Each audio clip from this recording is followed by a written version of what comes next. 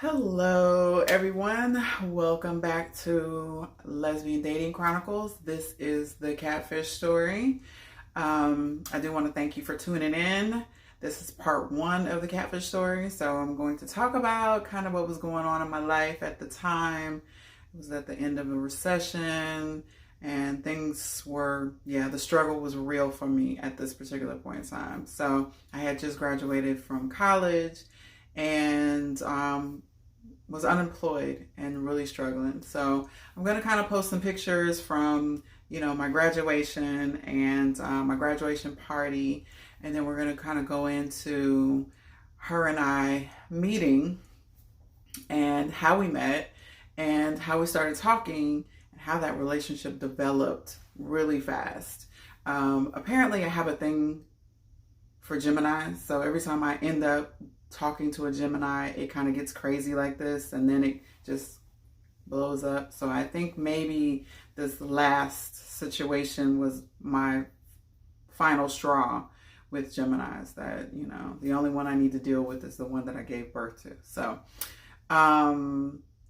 So here is my catfish story. Please subscribe to my page and also hit the notification button so that you'll be notified when I upload part two of the catfish story. So enjoy. Thanks for tuning in. All right, so boom, here goes the catfish story. It's 2012, right? And I had graduated with my bachelor's in June of that year. And it was a bit of a struggle year. It really was. Like, I was in school, I was getting unemployment, all of that. So I lost my school money, I lost my unemployment, all at the same time. Was working a little $10 an hour job, got fired on Friday, graduated with my bachelor's on Saturday. So November comes around and really, the struggle is still real. Like, it was we were still in a recession. So finding a job was like horrible at the time, just absolutely freaking a nightmare. I was going through temp agencies. It was frustrating because I had just graduated and I'm like, yo, nobody wants to hire me. Like, I got a whole degree just so I could get a job. So that's the lie that they sell you, that you need a degree to get a job. But anyway, so I was on this, a couple of different apps at the time, and I wasn't really focused on relationships or anything at that point because really I'm just trying to, figure out how I'm going to pay my mortgage and, how I'm going to, basically survive. And I have a kid, my daughter at that time was in pre-K. So, trying to get her to and from pre-K, and I don't have any money. I'm like, I don't have no gas money. Yo, when I tell you that it was a struggle bus for me. So my little outlet was, chatting with people on these little apps or whatever. So back in those days, it wasn't that long ago, but it was pretty far back. I was on this app called Downlink. And I don't know if y'all remember Downlink, but Downlink was like, it was a really cute little app for LGBTQ folks. You know what I'm saying? Like, I had a good time, chatting on Downlink and getting, I met a couple of people off of there. Wasn't it really a big deal? It was just like something to, basically occupy the time. So I'm minding my own lesbian business on the app per usual. Right. This is how I usually get caught up in these situations. I be minding my own lesbian business and somebody just want to pop in and just discombobulate my world. Okay. So I'm, again, minding my own lesbian business and I get a message, right? Like, you know, hey cutie or whatever. It was like a friend request, right? So I respond back like, hey. And And she responds back again, and I go and look at her page. I'm like, oh, she's cute, whatever. But again, I'm not on that right now because I'm at this point, I'm in survival mode. I'm just trying to, figure out how I'm going to pay this mortgage and, pay my car insurance and, how I was going to get gas money to get this kid back and forth to school. So, we start chatting or whatever.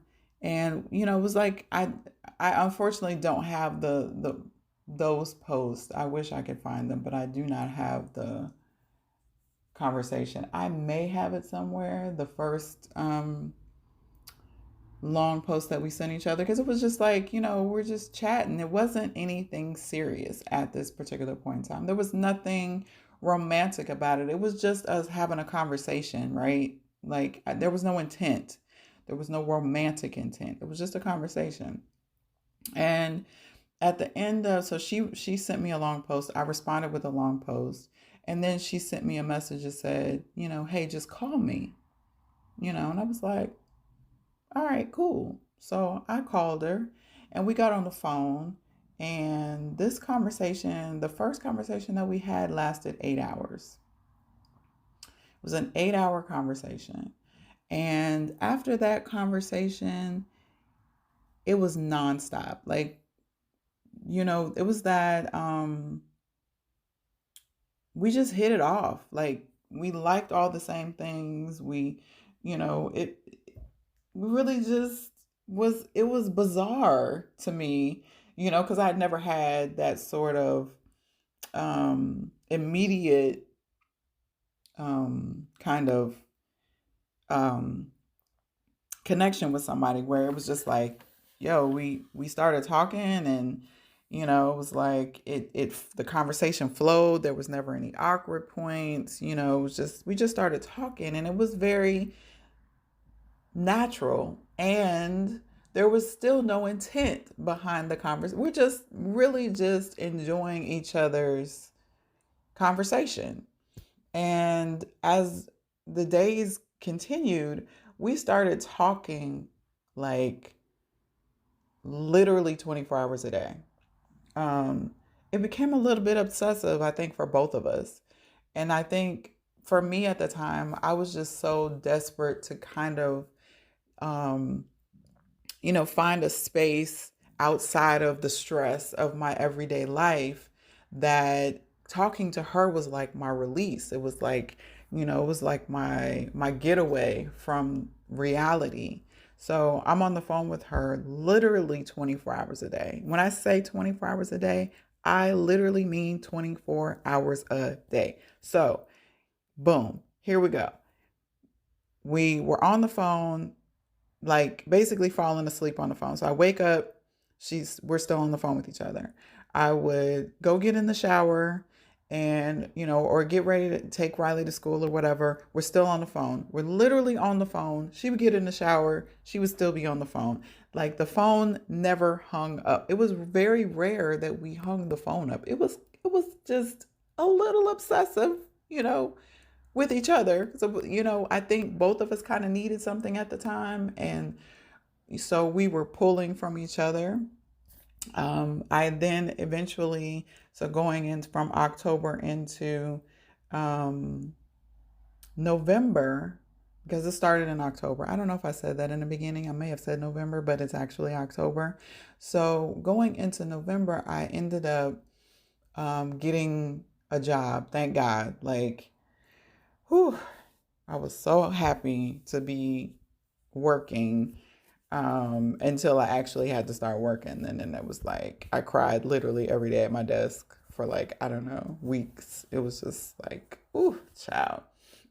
But so we started, I would email her sometimes when things were on my mind, like, thoughts or whatever I was thinking at the time, if we weren't on the phone. It was very rare that we weren't on the phone.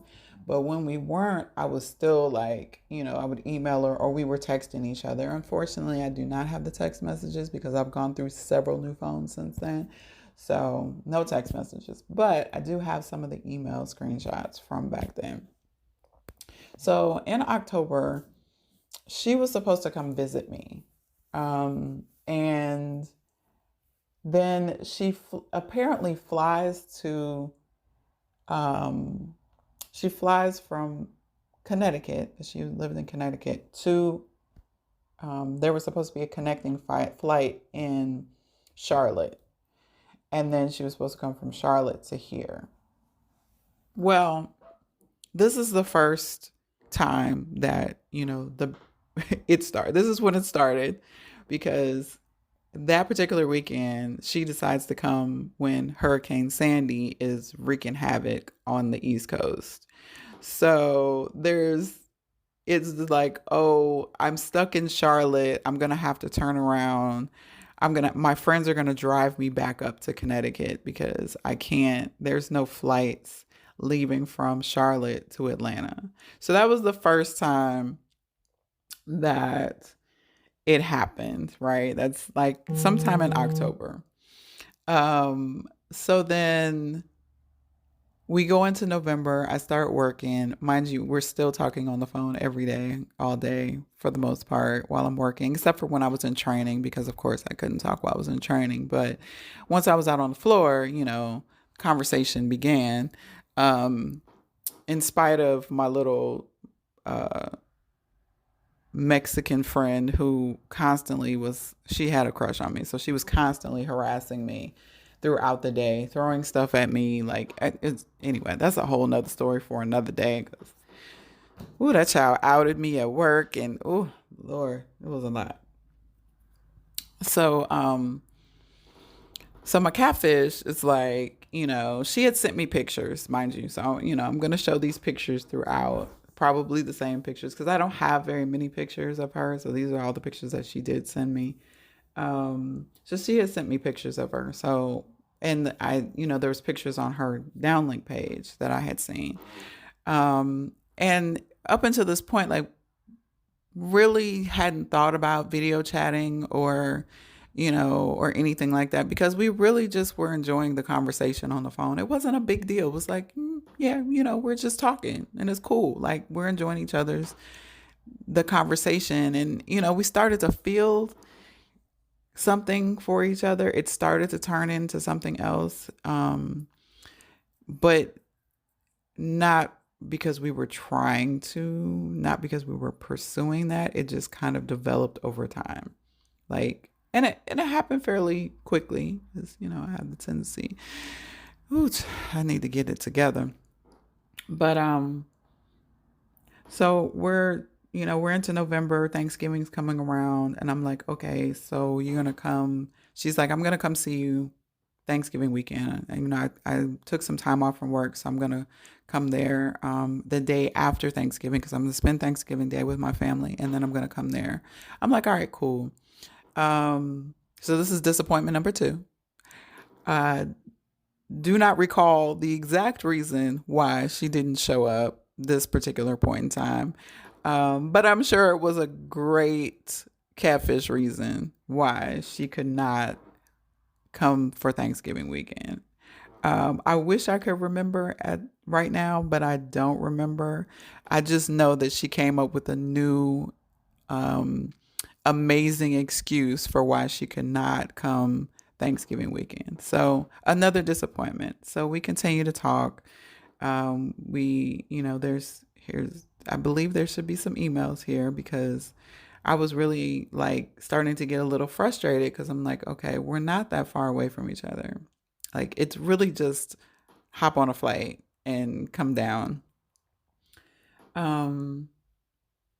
So we get into December, and now it's the Christmas holiday, and she's at the same old thing all over again. I'm like, oh, here we go. Like, still, I have not, at this point, I hadn't asked for a video chat, because I think I just didn't, it wasn't that serious at that time. I wasn't really thinking that I needed to verify who she was at the moment, because it was still it wasn't that big a deal to me at the time. Like, I was content with the conversations because we had such great conversations. I mean, we just talked all day and it was cool. And she made my days go by faster while I was at work because I was absolutely miserable working that job. Oh my Lord Jesus, was I miserable. So that restriction, me being an air sign, I don't like to be tied down. It makes me crazy. So I'm tied to this desk. Like I feel like I'm shackled to the desk. And it was just, oh, it was horrible. So talking to her made things so much easier for me because I didn't feel so I wasn't as sad, for what was going on at the time. So Christmas comes around. She's, of course, supposed to come and see me again. And Christmas, she picks a fight with me for some I don't know, I don't know, no reason. Like, just picks a fight to have a reason to not come. So sometimes this is what she would do. Like she would find a reason to not come see me. Like it would be something, I didn't answer the phone one time or something. And she's like, oh, I know you're doing something you shouldn't be doing. You're up to something. I'm just like, what are you talking about, lady? Like, if I'm not answering the phone, there is a legitimate reason why I'm not answering the phone. Like, what are you talking about? Like, she would just play jealous. And, it was just, I'm like, girl, if you don't quit, like, you have access to me pretty much 24/7. So if I'm not answering the phone, something is up. So, um, this was kind of how our relationship was going at the time. So, she's just giving me the blues when she's not coming. Like she tells me she's coming and then she'll find the reason to be mad at me. And then all of a sudden, now I'm not coming down there. Like, I don't trust you. I'm like, what are you talking about? So this was like, mind you, this is just from October to December at this point with the crazy. Just complete and utter craziness. So I'm going to end this part of, the Catfish story at part 1. And the next part that we'll get into, I will talk about, the beginning of the year up through my birthday and probably through Sweet Heat, because that's a whole nother situation right there. Like the shenanigans just don't stop with this chick at all. So please do me a favor and like and subscribe to my page and hit the notification button so that you can be notified when I upload another video. So Catfish story part 2 coming soon.